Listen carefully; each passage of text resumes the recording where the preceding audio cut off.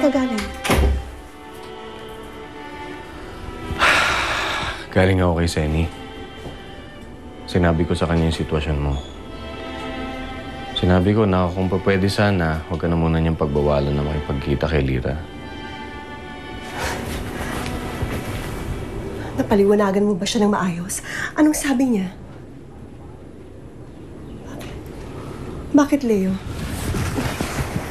Hindi ba siya pumayag? Hindi na ba siya talaga papayag na makita ko si Lira?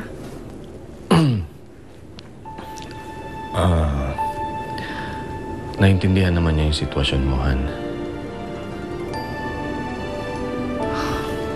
Pwede kayong magkita uli ni Lira. Talaga? Akala ko kasi tuluyan nang ipagkakait si Lira sa akin.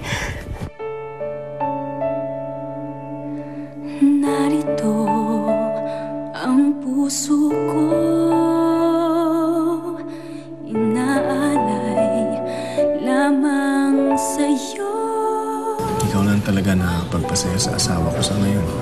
Sana mapagbigyan mo ako. Ano ba talaga ang gusto mo? Mascom po, Ma'am Roxanne. Gusto ko po talaga maging broadcaster balang araw. Parang si Cara Davino, kaya si Jessica Soho. Hindi mo naman kailangan kaagad sabihin sa inay mo, di ba? Marami na raw po akong na-miss. Hindi na daw ako makakahabol. Ganun ba?